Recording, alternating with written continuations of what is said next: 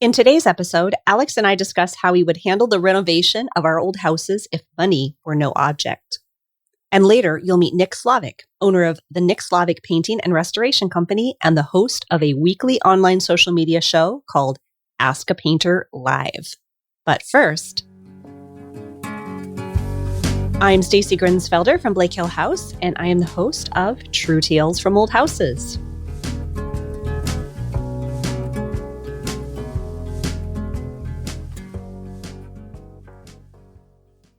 Hi, everyone, and welcome back. And thank you for all of your get well soon messages. I mentioned last episode that we've all had COVID. Well, we're mostly recovered now with a few lingering symptoms here and there, most of those related to exercise, if truth be told. My voice is still a bit of a mess, which is not great for podcasting, but everything does keep getting better. I guess it's just going to take some time. Over the past couple weeks, I've been doing some demo in the guest bath, and there are a couple posts about that over on the Blake Hill House blog. The short of it is that bathroom is a mess. I uncovered quite a bit of poor workmanship, which would have never held up over time. At this point, I'm basically down to the new subfloor, and honestly, that might have to go too. This has all been such an ordeal. Anyway, the next step is getting the room ready for tile. So if you would like to see how this whole debacle unfolds into something hopefully wonderful, at this point, I would settle for a bathroom that's waterproof and functional. You can follow along at blakehillhouse.com. Today's show is a good one. Alex and I are revisiting a topic that I've talked about on the show before with a different friend. And Nick Slavik is here. If you weren't familiar with Nick, you are in for a treat. He has over 30 years of experience as a painter, and his business model turns everything that I've ever known about working in the trades upside down. He also agreed to answer some of your questions about painting. Now, I know we've had several painters on the show over the years, but every one of them has brought something new to the table, and Nick does too. All of that is coming up after a couple of announcements. First, after a lot of consideration, Steve Quillian from Wood Window Makeover has decided to cancel the Historic Homes Workshop in Largo, Florida. That was supposed to run in May. It seems like a lot of people, I guess, are still really hesitant to travel right now, and there were a few other factors that led to his decision. So we will not be gathering for that workshop after all. I don't think I say this nearly as often as I should, but thank you for listening to this podcast, for all of your input and feedback, your direct messages, emails, the positive ratings and reviews. I am truly grateful that you're willing to spend your precious time listening to True Tales from Old Houses. This show is for you. So let's get to it.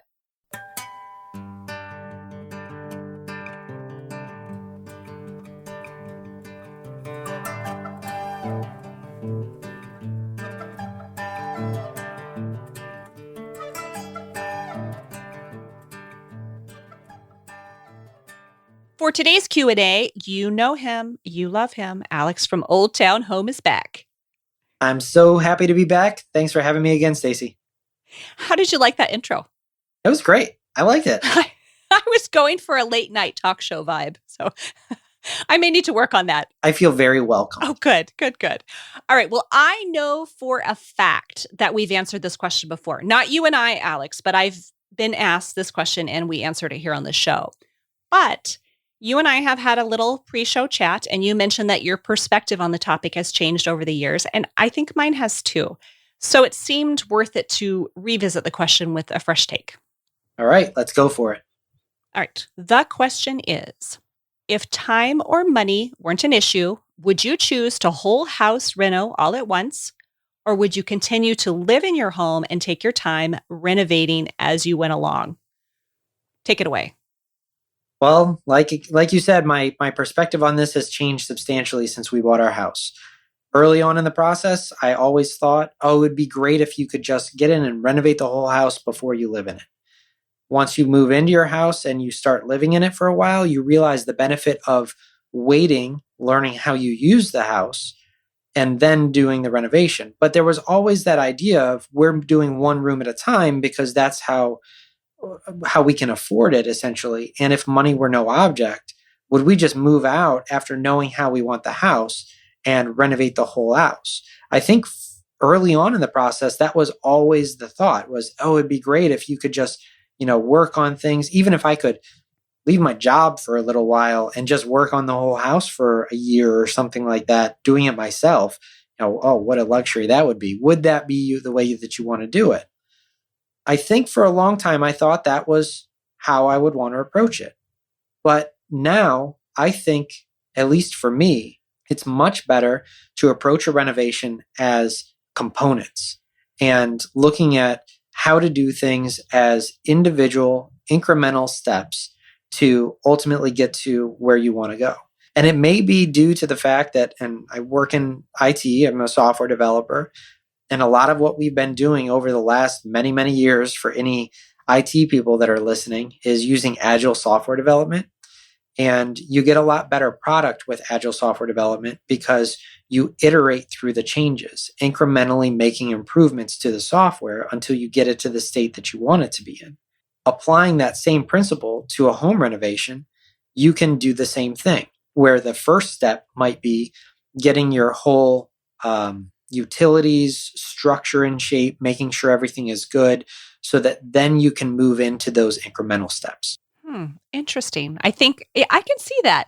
Maybe we're somewhat similar in that, because I was going to say we chose to rehab as we went along, really based on our budget. That's how we started. We have 4 kids, and that's a lot of mouths to feed, education to plan for. We also enjoy travel, luxuries here and there, a few luxuries, not crazy luxuries here and there. So we chose to buy this house with a longer mortgage for lower house payments and not take out a second construction or rehab loan or anything like that. And that's always really a personal decision based on like cash in your pocket, short-term, long-term income potential, stage of life, whatever. There is a lot to consider. And of course, this is not a financial podcast, but we did choose that lower monthly payment to give our kids and ourselves a little bit higher quality of life based on our personal values.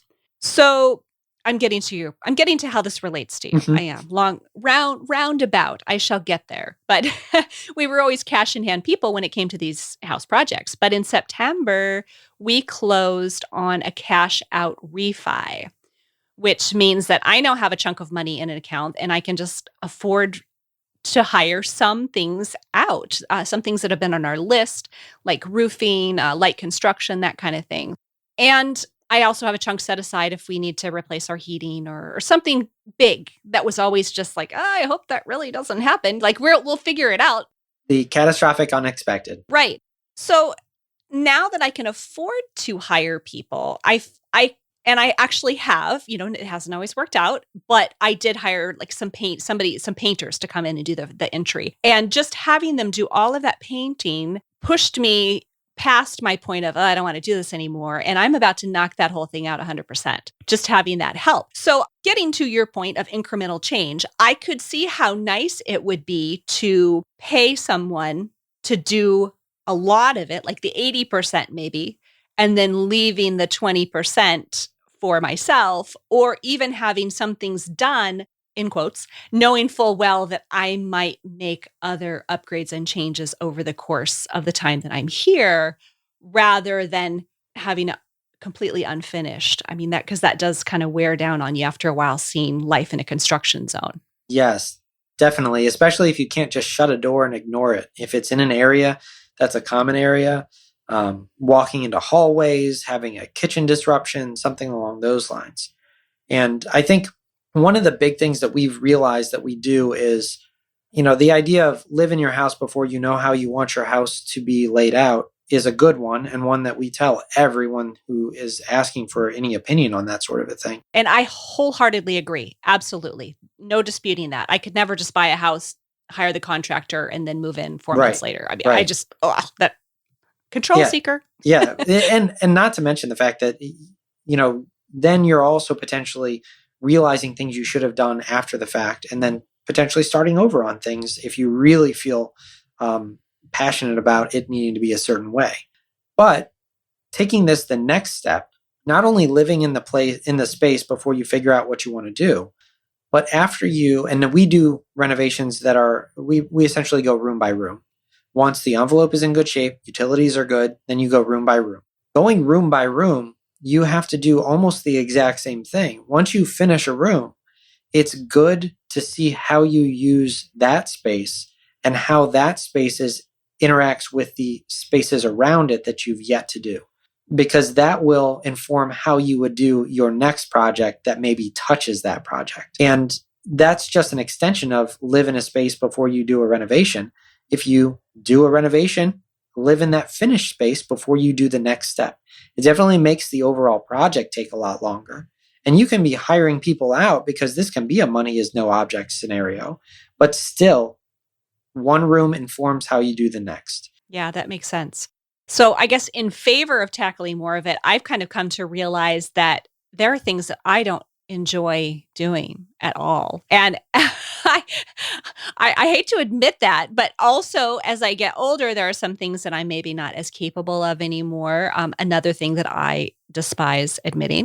But also, how I want to spend my time changes. So Right. that's kind of that in favor of hiring out when you can. But then it comes down to, I'm sort of similar to you in that I know things are going to change. So it's never like, oh, I'm done. Here's this thing that I'm done with. And, I'm different than, and you and I are both different. We see this a lot on Instagram. Somebody's had 4 couches in 5 years.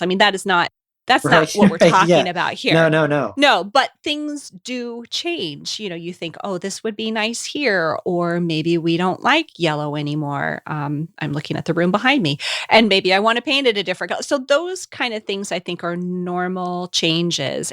But, and also, in this whole process too, you're a caretaker. And that's something with old houses that I think has lost in the conversation too often is you are a caretaker for this old house. We romanticize this and potentially over romanticize it in caring for the old houses that we do. But we are caretakers and we are getting it ready for the next person who will hopefully take what we've done to the next step and appreciate the effort that we've put into it and continue that caretaking. Thank you so much, Alex, for answering this question again. I knew it'd be fun to get a different perspective on it, even though we've answered it or we've asked and answered. It's been asked and we've answered it before. So thank you. Absolutely. Thanks for having me. I enjoy this type of question, especially because, there are so many touchy-feely things about old houses that get lost in the background when we're talking about, big renovations, how to restore things, how to handle everything. These are important things that are good to think about every now and again. I agree. Thanks. I'll talk to you soon. Thank you. Talk to you later. If you have an old house or DIY question that you would like for me and a guest to answer on an upcoming episode, please contact the show via the True Tales from Old Houses website or send me a direct message on Facebook or Instagram.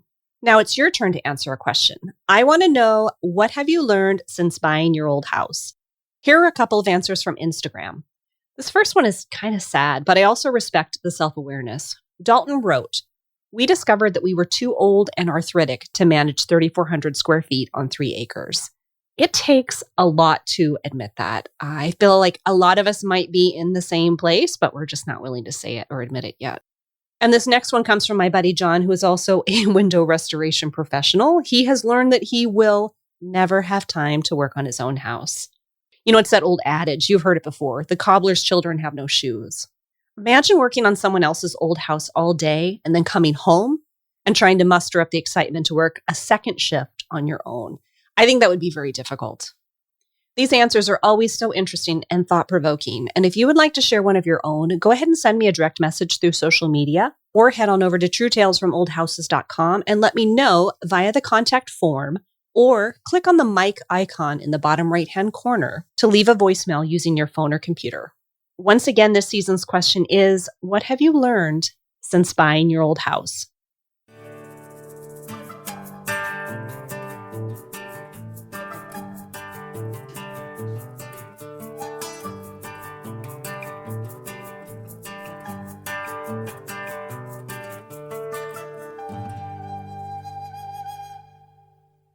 Let's take a pause because I want to thank our sponsors.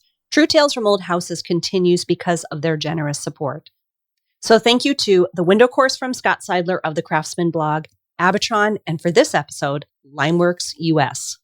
The Window Course is a step-by-step do-it-yourself program that will teach you everything you need to know to successfully restore your wood windows.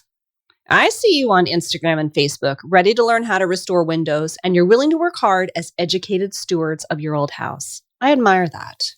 Now is an excellent time to take the window course and make the most of the next 6 to 8 months. The window course is yours to keep, so if you are restoring a window and you get stuck, you can go back and review as many times as necessary. No more digging through YouTube trying to figure out which resources are the real deal. The window course is self-paced, and you can go as fast or as slow as you need to. There are also several price points to fit your needs and budget. If you sign up for the Lifetime Access Package or Training Package, then you'll also get a free infrared paint remover, which is a $130 value. The window course is offered with a money-back guarantee, and I've got a coupon code to share. Scott is offering True Tales from Old Houses listeners a special discount. For 10% off, visit thewindowcourse.com and use the coupon code TrueTales. True Tales from Old Houses is also supported by Abitron. Abitron manufactures two of my very favorite wood repair products, liquid wood and wood epox. Over the years, I've talked about both a bunch on Instagram and my blog, and I just bought a fresh batch. So bring on the warm weather. I am ready to tackle some wood rot. Wood epox and liquid wood make permanent, cost-effective repairs wherever you find rotted or damaged wood. And whether you're a first-timer or a professional tradesperson, Abitron products are super easy to use. The instructions are simple. The results are exceptional. No shrinking or sagging, and repairs can be sanded and painted just like wood.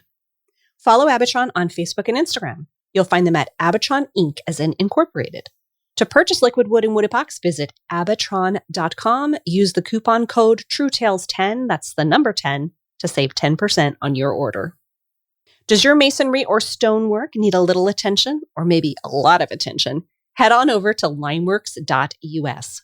Limeworks US offers products for masonry and plaster repair, as well as education to preserve the legacy of historic structures from cathedrals to cottages, all while maintaining a commitment to reducing the carbon footprint for everyone. A couple of years ago, my buddy John Rogers, he's been on the podcast several times, he directed me to Limeworks to purchase mortar to repoint my stone foundation here at Blake Hill House. I used their online tool to figure out which lime mortar I should buy. It's all very scientific based on your climate, interior, exterior use, how hard or soft your stone or brick is. They have this website tool. You plug all that data in and it serves up personalized recommendations. Then if you still don't know what you need, you can contact customer service and they'll help you figure it out. Rest assured that all of Limeworks products are compatible with old buildings, and buying from Limeworks supports their worthy goal of creating more American jobs and investing in an eco-friendly, energy-efficient, and sustainable future. Visit limeworks.us to learn more about their products and services for your next historic restoration project.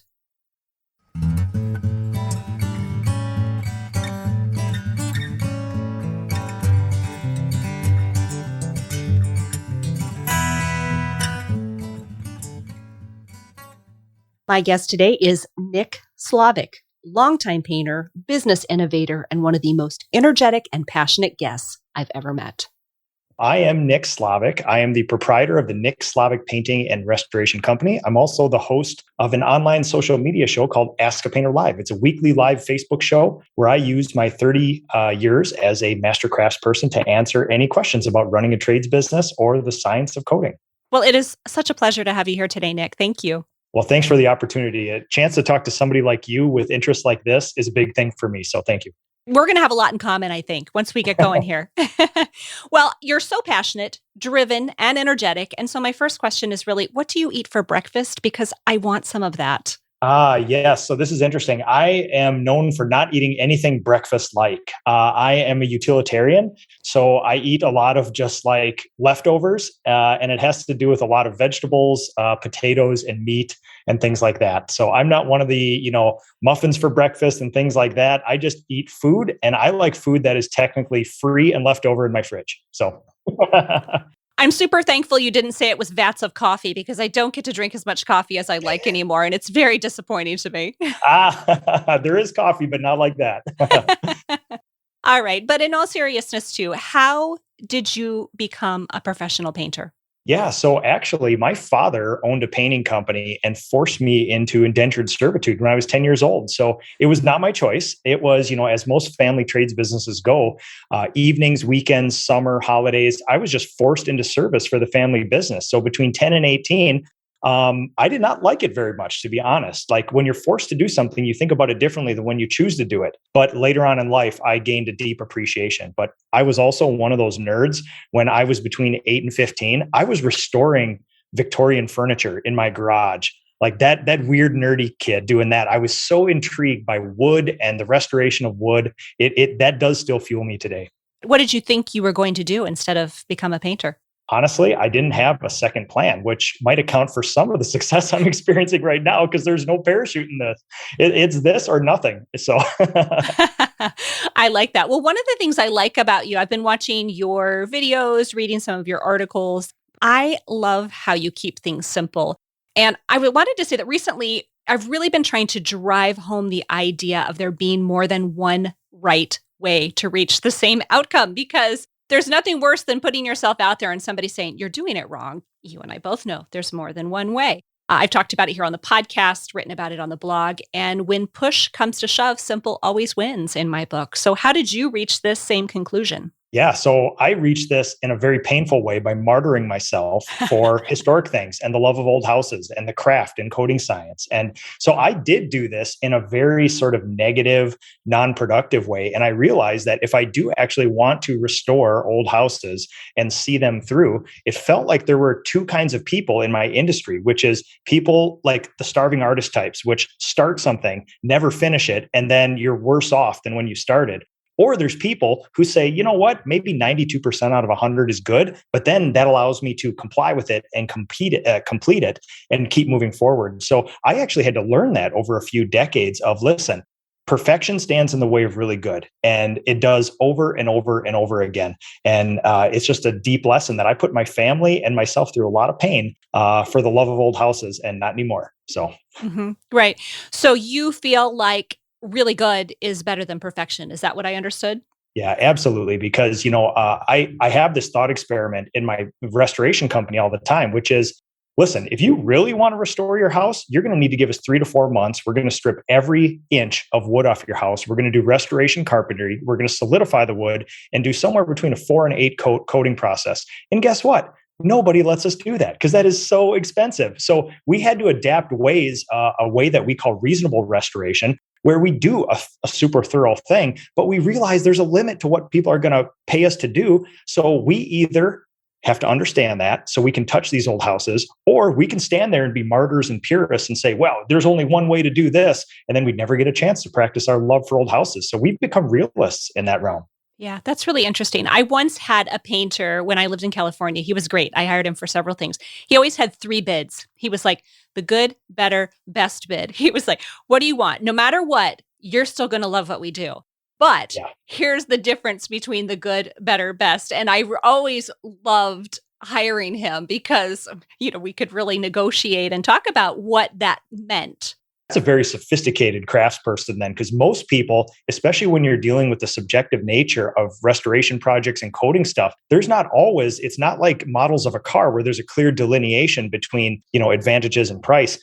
It gets into a weird subjective realm. So hats off to that craftsperson for actually being able to explain the different value propositions. What's one thing that you would just never compromise on? Yeah. So two major things we focus on and I'll use the company as an example, which is client service, because we can restore your old house in a beautiful, beautiful way. But if we put out cigarette butts on your front step, that ruins the entire experience and you'll think about us less. So, outside of painting, you have to realize it's not just a paint job. It's not just a restoration. It's that. And also we actually have, for my 30 years, we have standard operating procedures, SOPs, that we do not balk on. Like if we have a list of things that we will not accept. And if a client says, well, listen, here, I'm going to buy the paint and you can skip the primer. And you know what? I want you to pressure wash my old house. And we will say no to all those things. We respect that. You can probably find somebody to do it. One of those 3 is illegal. We absolutely can't do that. But these are the things that we're going to do to your house, because at the end of it, we can promise you a result. If we deviate from that, the likeliness of your happiness and a good result goes down with each one of those. So we would rather not have the opportunity than to do it compromised. That's so honorable. I like that. Yeah. Well, and these are not things that we're standing and we're going to die on this hill for some subjective reason. In 30 years, I've tried it all. There is nothing that a potential client or another craftsperson from around this country can present me that I either haven't done myself or have a solution for, or have a data set on what works and doesn't. So these are things that I just know to be true. And I can either give you something I can prove or not. And in business, you cannot dwell in that subjective realm. Right. I'm understanding a lot more about you just by talking to you for a few minutes, but what would you say sets Nick Slavik Painting and Restoration Company apart? What were you trying to do that was different when you started your company? Yeah. God, man, these are good questions. Number one, I was raised in a very regressive version of the trades where old grumpy people would just yell at you all the time. And for better or for worse, I stuck around and I'm glad I did. But I was raised in an era where you had two choices. You could either be a master crafts person and be good and martyr yourself and never make any money, but clients would be weeping with joy and give you baked goods and everything else. Or you can have a big business, make a lot of money, but you don't really do any good work. You make unhappy clients and you go through life like that as the marauding business. Our thesis of what we're doing is we believe you can do both, and especially in trades 2.0, the new trades with new apprenticeship and things like that. We are sort of proving it. We're kind of not fully completed yet, but this is a new version of what people are doing, and I believe that you can have a robust large business with lots of people power and systems that run on not just the individual, but you can also do tons of work. You can make good money so that you can pay your craftspeople better, actually have some health insurance and a retirement and paid time off and all these wonderful things that real businesses do, which allows you to help more people in more old houses. So for me, it's kind of like that Ouroboros thing, the snake eating the tail, which is one feeds another. And it's kind of like a flywheel. This may be the same answer, but I'm going to ask you this question anyway. What myths about painting or the trades in general would you like to bust? Yeah, like you said, it's way simpler than you think. People think that there's all sorts of these magic formulas and things like that. And especially in the old house world, my gosh, there's some mysticism about what to do and what not to do. And I can tell you that insanely well performed, unsexy, mundane, boring tasks over and over consistently will get you a much better result than some secret formula you found in a coatings book from 1880s or something like that. And there's just a whole bunch of those things out there that I've seen fail in horrible ways. But then when we do our big restorations, we get wonderful results using very simple, straightforward systems. Well, going back, I thought the answer to that question might be a little bit related to your business model. We've actually crossed a great line of professionalism in the last year or so. We employ about 40 people. We have a leadership team. We have project managers. We have estimators. We have office staff. We have trainers, shop managers, and there's a whole pile of apprentices and craftspeople out there where, once they make it through our apprenticeship program, it's about a 1-year formal process where we even have a training facility we train them in. And at the end of that, they get blessed into new uniforms, health insurance, retirement, paid time off. We even work a 4-day work week. So there's a whole bunch of ways of doing this. And I just don't think we're thinking progressively enough about what the trades could be. Because honestly, there's businesses. Well, my father is still in business. I left my own family business because it wasn't progressive enough for me. And my father operates technically on paper the same as me, except that we have that. And, he runs a very different version of a painting business, which is more akin to like what was done 40 years ago, which isn't good or bad. It's just two drastic things operating in the same space.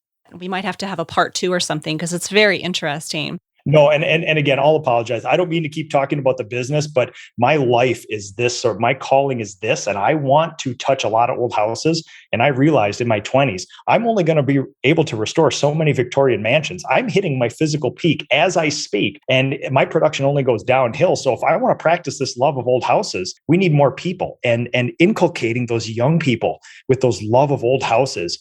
I get so much energy and joy out of that because you just see them physically change when they get to work on these old mansions and things like that. Mm-hmm. How do you find people to work for you? We actually operate on something which is not new to the rest of the world, but is new to the trades, which is the decent human being theory, where we only find decent human beings and we train the living daylights out of them. So we have a set of core values in the company. We have a very strict hiring, recruiting process. And honestly, I think 80% of our people that we employ have never even considered the trades before and are now operating in a trade space at a very high level. So we are big fans of good people. Anybody can paint, but you need to be a good person first. And that's how we operate. I am happy to talk about the business because I want people to get to know you because I'm going to do a bunch of questions for you and you're going to answer them. And I want people to know this guy knows what he's talking about. So I think we're ready. Would you like to do some questions, some Q&A with me? Oh, listen, you're talking to the Ask a Painter guy. This is my lifeblood. There's nothing better I like than off-the-cuff Q&A. So I love this. Perfect. Okay, well, I have compiled a list of questions from my followers on Instagram. We may not have time for all of them, but you are a pretty fast talker, so maybe we will. I'm also long-winded and I'll try to control myself. So Okay. Yeah, I was going to say, should I give you some parameters? We can only go so far here, but let's start with prep. And the first question is, what is your favorite prep for fresh plaster before painting? oil primer. Okay. Wow, that was quick. 2 words. I'm trying to control myself. I have so many thoughts, but yes, oil primer. It's a super old timey craftsperson method, tried and true. People out in Boston, a craftspeople friend of mine who still put up new plaster, still use oil primer with great effect. Okay, great.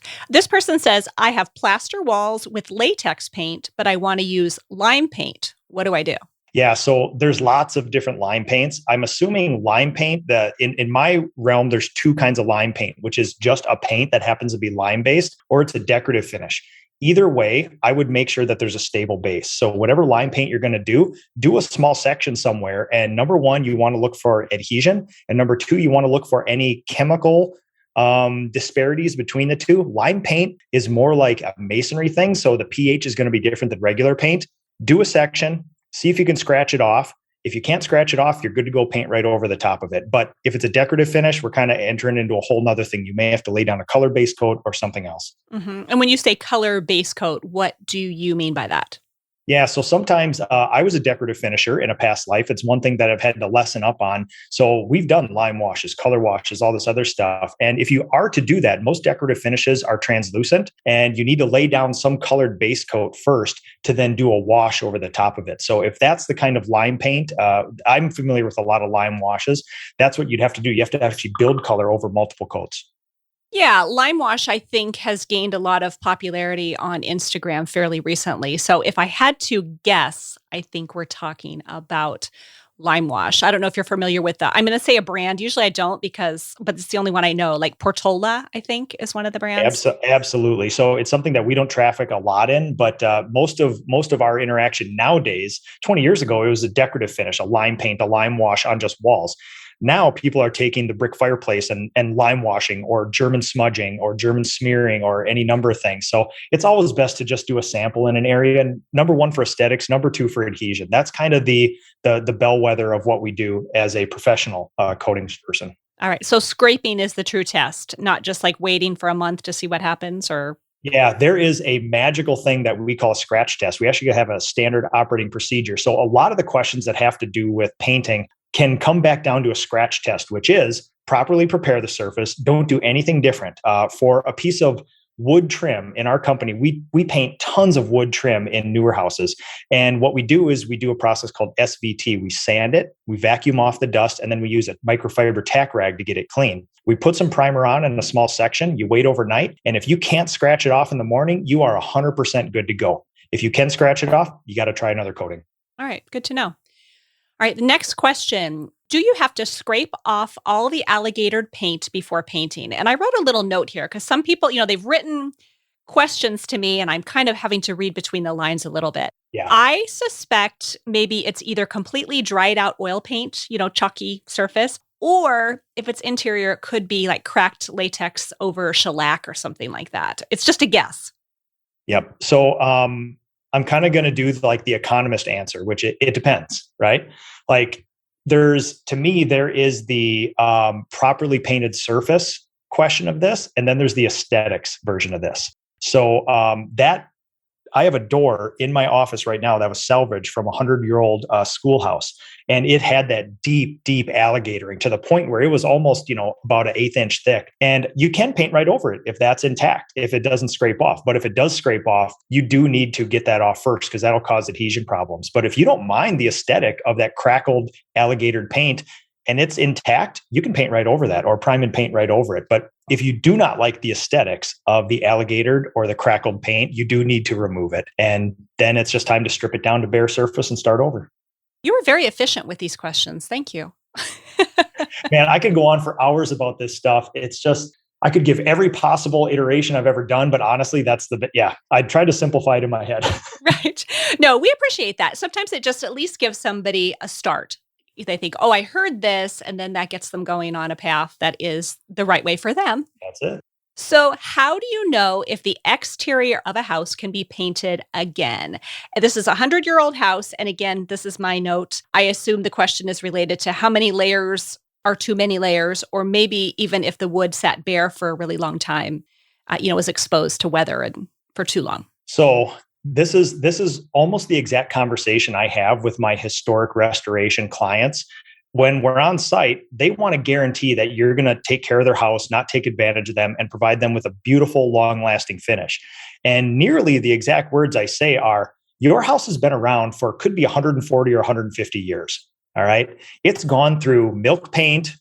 It's gone through calcimine. It's gone through the early versions of oil, likely lead, the early versions of latex. It's likely that there are people that have committed great sins to your house over the years by either pressure washing it, spraying it on unprepped stuff.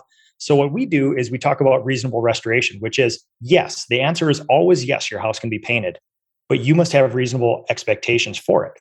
And that's where we go back along the lines of the two questions. As a business owner, one of the biggest pitfalls that we can enter into is not setting proper expectations. And for a DIYer or a homeowner, you need to set proper expectations with yourself. If you want a longest lasting finish, somewhere between 10 and 20 years, we are going to need to strip your house down to bare wood and start over, which includes restoration carpentry, solidifying the wood, priming sometimes multiple times, and then applying, newer acrylic polymers to it. Most people, again, will not pay for that. So we practice reasonable restoration, which is we are going to spend about 600 hours removing as much paint as we can. There's going to be some chips. There's going to be some things. And guess what? In a year or two, you're probably going to see another chip somewhere because we're not perfect. But those are your options. That's the thing we can give you, the reasonable restoration where nobody's going to do it better than us now, but you're going to have to go on a maintenance cycle. Every 5 years, there's something on the house that's going to be having to need to be maintained. Or if you want that 10 to 20 year option, we can do that. But again, that's 3 teams of craftspeople working for 3 or 4 months on your house. And it's kind of up to you to find out where the value is. So long way around of saying anything can be painted, but you got to have the right expectations. Yeah. And that is a really good point. I think a lot of us coming into this sometimes think that the expectation is that we'll pay for it and we'll never have to pay for it again. And that's so untrue. I've lived actually in this house now for 8 years, and there are things that we're circling back to for maintenance. And some of that is exterior painting. It's not fair to believe that you will just never have to repeat any work ever again. Well, and we run into this all the time, which is, again, I get that proverbial question. Well, Nick, how long is that paint job going to last? So I can give 3 answers, which is over or under 7 years. That's what the data will tell us. But that 7 years is very different. The north side of a house in the upper Midwest is shaded almost the entire day. That could go 20 years. The south side, if there's no overhangs and that water is hitting those huge historic sills that extend out, you may need it every year. So we're looking at some items that need to be touched up in year 1. We look at something that might last 2 decades. The over under, 7 years, give or take. Yeah, my house hadn't been painted fully in 40 years, and then it hadn't been touched up probably in 15. We had quite a project on our hands here, and I did not do it. I paid somebody. I did not do that job. Oh, man. So we did, I took the entire company. There was a whole bunch of young apprentices who had never really restored a Victorian mansion before. And we got a contract for the monster. We call it the Big Green Monster because it's a house that everybody knows in the area. It's a crazy 1880 stick Victorian, all sea mist green, the entire thing. And we probably spent, about 1,100 hours restoring this thing. And it hadn't been painted since, as far as we could tell, the 1970s. So we could be looking down the barrel of 50 years. And we took off a dump truck full of paint chips, and we had to all abide by the RRP lead law, keeping everybody safe. But we literally made this house about 1,100 pounds lighter at the end of this process. So it was, but that's crazy because again, setting proper expectations for this client is we're chipping off pieces of paint that are as thick as a nickel. So when people say, well, how much paint is too much paint? I've had great success. If the paint is well adhered and the wood is good, there can be a 1/4 inch of paint. As long as it's not peeling off and there's adhesion problems, you're good to go. Wow. 1,100 pounds. Nobody could see my face, but it's my shocked face, the one where my chin is hanging way down. And imagine, because we don't pressure wash them and we limit our mechanical means. So really that's a carbide scraper in the hand of a young, excited person. Every bit of that came off and collected. So, yeah. Wow. I feel like we should just have a moment to let that all sink in for everyone. All right. Next question. That was your moment, everyone. Next question. How do you get a really good paint bond on very weathered wood surfaces? I assume we're talking about exterior? I think so too. Yeah. So when we're talking about historic homes, legally, we cannot pressure wash those things. So it's all about following. I'm a certified lead renovator, so we have to abide by all sorts of craziness to keep everybody safe. So basically, it's removal by hand. So you obviously want to remove any failing paint. If you can sand safely with HEPA-Vax, you sand safely with HEPA-Vax to ease all the edges, with the goal of being to remove any dead wood fibers. And dead wood fibers are any of those gray or black wood fibers. You want to get it down to nice, bright wood. And then, again, if paint is intact, you don't have to do anything special to it. But if you see bare wood, you do need to use a penetrating primer, something that'll grab onto it. And a lot of the times in our historic restorations, we don't actually do full priming jobs. We do spot priming jobs where everything that's bare wood gets spot prime, and you don't need to prime over previous paint at all. Interesting. So we're going to talk about your favorites here in the next section. People always want to know what's the best, what's your favorite. So do you have a favorite exterior primer? Yes. So this goes against everything I know to be true about coating science. So oil, you basically have two choices with oil primers, or excuse me, with primers. You have solvent-based primers and water-based primers. And there's a whole bunch of middle ground and hybrids and weird stuff. Oil-based primers are known for stinking a lot, being hard to apply, but sticking to nearly everything and stopping all the stains. Water-based primers are kind of like very specific race cars, which is you can get one that sticks, you can get one that stops bleeding, you can get one that doesn't smell, you can get one that maybe sands well, but there's not, as far as I know, any primer that does all of those, a water-based primer that does all of those perfectly. So when you're talking about exterior wood, all the coating science, everything I know to be true would mean if you have bare wood, you need to use oil primer outside because you want it to stop the stains, the tannins from the woods bleeding through. The problem is, over the last 5 years, we have converted our exterior historic restoration and standard home painting processes to all water-based primer. And we've never had a bleed or an adhesion issue. That goes against everything I know to be true about coating science. But you can't argue with the data set of having no failure. How did you decide to make the switch? I mean, what made you say, let's just try it? I will tell you what, based out of necessity, again, and keeping things simple, which is I had what we referred to as the summer of barns. I had about 5 historic barn restorations to do in 1 year. And if you know anything about barn restoration, these things are left to their own devices. And their wood is like driftwood. It's got 1/4 inch thick crags inside the wood. So this is not like Victorian wood clapboards where you can do a little sanding and scraping. Like this is basically like wood out of the forest floor that happens to be on a building that you need to fill and consolidate. And we used to brush all these by hand with oil primer, and that is basically horse glue. But we worked it in. It did really well. These things last for 10 or 20 years because we're able to do that. And I thought, my gosh, my wrists are killing me. My shoulders are killing me. We got to increase production here, but still give a good thing. So I took one barn and I did a test of 4 different primers. And we found out that 3 of them, I think, did not bleed and they all adhered well. So we went with the one that I felt was actually the thinnest, which penetrated the farthest, which felt like it almost went into the wood 1/8 of an inch. And we had such good results on that. Production for priming that barn doubled. We were able to prime that barn in half the time because the efficiency of that primer, it just flowed on easier. And we have never stopped using it since with no failures. So testing things as a master craftsperson to me is very important, especially when you can give them a good result, but with less time as well. Right. And to be clear, you were putting that on bare wood. Is that correct? Bare wood. Absolutely. Yep. Well, a little different question, but what do you think is the best exterior paintable caulk for porch, like woodwork on a porch or something like that? Yeah, absolutely. So unsatisfying master craftsperson answer is don't use caulk because that's going to be the first thing that fails. But if you have to, if you get a super, super high end exterior acrylic paint, anything that you're going to pay somewhere between $70 and $90 a gallon for, you can bridge the gap of 3/16 of an inch with the paint. And that is way more stable than caulking. But if you have to use it, and we have in the past too, I would look for something between about $7 and $12 a tube. It must be paintable. I prefer like a urethane based. It seems to be a little tougher. The only thing I would not do is go for the $1.25 just simple chalky painter's caulk sort of thing. Those are the first thing where a year or two later outside, that'll zip right off the wood. It'll come off and fail. But the key to a good caulking job is not just the caulking itself. You must put it over a fully primed and prepped surface in order for it to adhere. If you put it over bare wood, you can walk right up to that proverbial corner board on a house with all the clapboards coming into the side, and you can zip that caulking out just like a zipper if they put it over bare wood. So honestly, I would take a lesser caulk, but over a very well prepped surface. I've also used window glazing putty actually when I have like a big wide gap. Oh my God, yeah. I love that.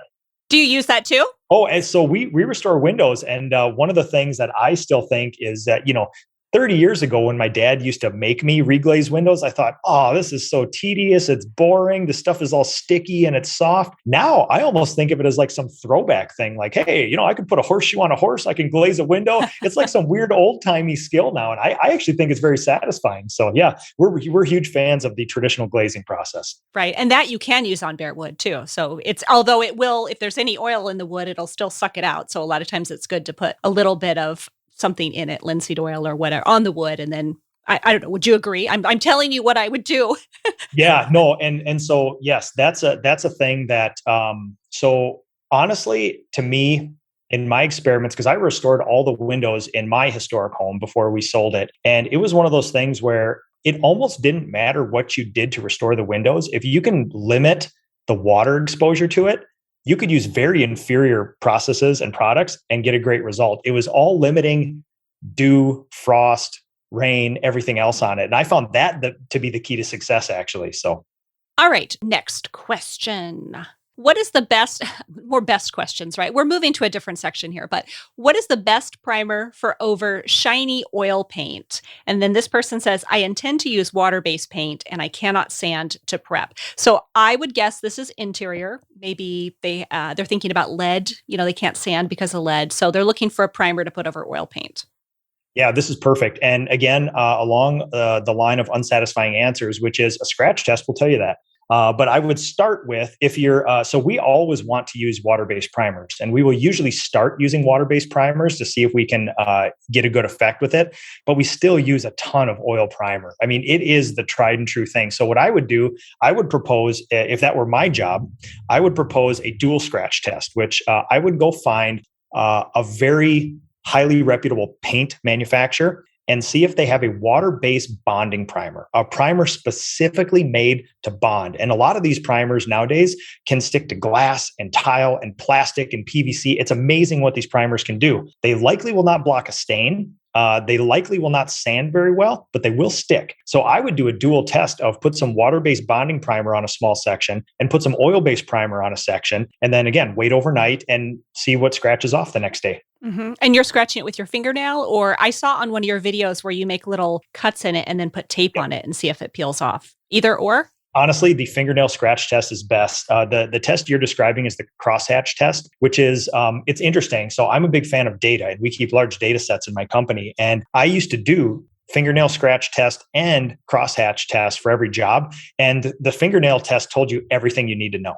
There was never a time where coating passed one and failed another. They either failed both or passed both. So I thought, well, instead of cutting up this thing and possibly putting a check mark with a razor blade over it and all that stuff, we're just going to do the fingernail test. And honestly, it has not failed us once in a decade. All right, we're going to move to one process question. I actually had 3 in this section, but I think based on what you've been saying overall, I feel like someone could extract the answers that they're looking for to those questions. But a question I haven't asked you yet is, what process do you use to safely remove chipped lead paint to patch and repaint the surface? Yeah. So for a couple $100, you can take the course and learn all the fantastic techniques yourself. But basically, what it is I like the theory level of stuff. And you can talk about the specific tactics, which you could at length because it's a day-long training. I actually have 2 people in it today. But the theory is keep the homeowner safe on the inside, keep the neighbors and your people safe on the outside. So basically, you're talking about 2 main things, which is protecting the site and protecting your people.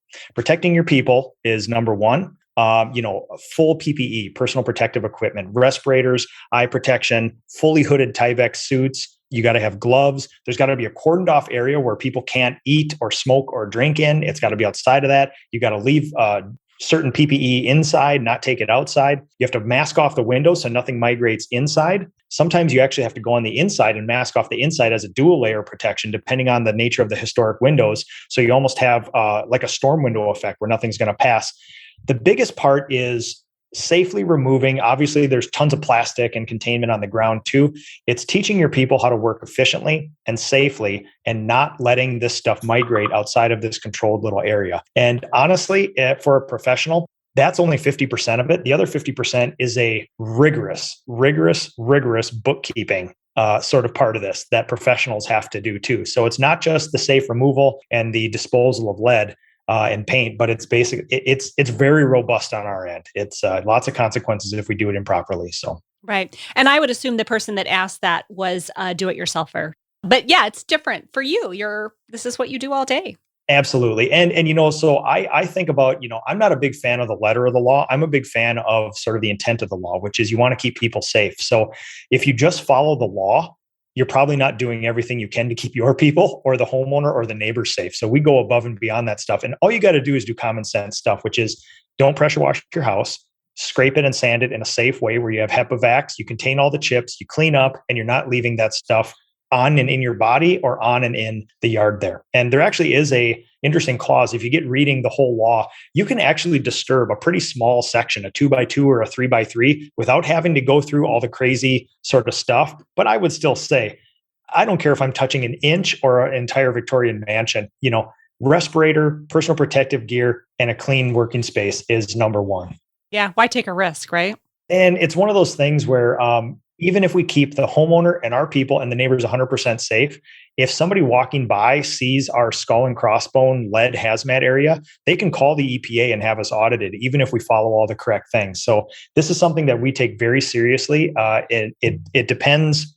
You really have to do things above and beyond the law in order to make sure you give the impression of being safe, but also end up actually keeping people safe at the end. So. Mm-hmm. Right. All right. So on to our general questions section. Someone asked, prior painters were messy with drips. How do I fix that on decorative plaster walls? And I'm thinking maybe it's cornice. I feel like I've offered like additional information for all of these. Like I should have clarified them in advance. So you can tell me if I'm envisioning this wrong. I'm envisioning beautiful woodwork with drips, specks, overspray, things like that on beautiful trim. Yes. Am I tracking? Okay, good. Yeah. So, and it could be, let me interject real quick. It could be, I'm seeing it, they said decorative plaster. So I'm thinking plaster cornice but it could be lovely oak as well. We could talk about both.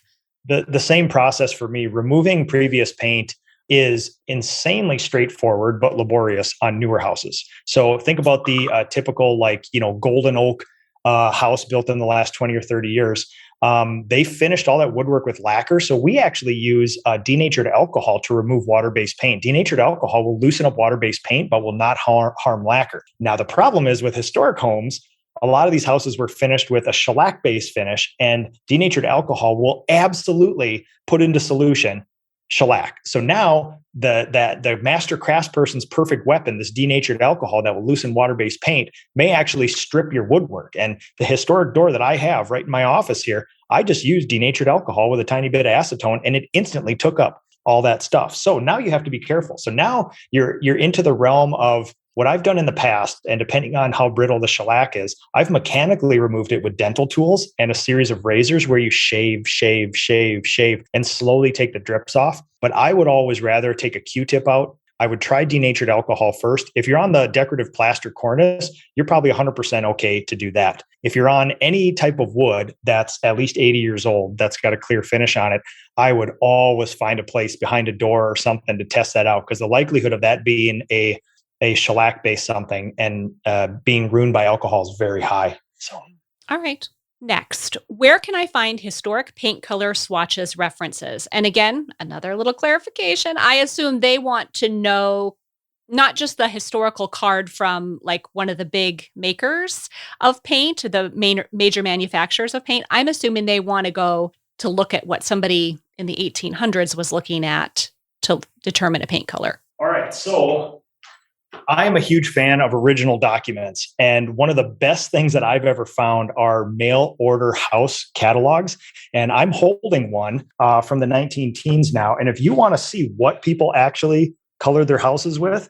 It's that to me is like source documents. So I can go to a lot of the historic restorations I did, and we can do an excavation of the paint and find some stuff. But that's such a small data set. You don't know. I mean, look at what people paint their houses now. I would not base an entire historical reference on, even 50 houses in my area, because people have wild ideas about color. So I actually go to original source documents in home magazines from that time to find out what people were doing. And, it's never really like people think that they're going to find this old farmhouse and they're going to be like, oh, I bet you it was just like, 14 colors, gold leaf and this and that. Like, listen, in my area, the upper Midwest, every house was white, and sometimes it had a green window sash and sometimes it had a blue window sash. That's about it. It's surprisingly boring on the outside of houses, how little color you find. Like, the Victorian mansions that we restore, they've either been white their entire life, or like that big green monster we did, it's just been green its entire life. There's never been a trim color. There's never been a gold leaf. There's never been a purple, a red,